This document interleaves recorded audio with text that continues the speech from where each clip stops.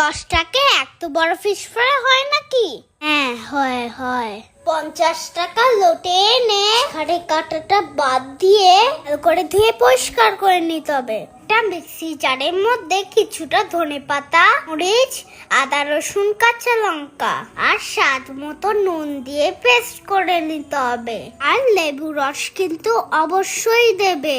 ধুয়ে রাখা মাছের মশলাগুলো ম্যারিনেট করে দিয়ে ফ্রিজে রেখে দেবে। মশলার সাথে দিয়ে দেবে একটা ডিম আর কর্নফ্লাওয়ার।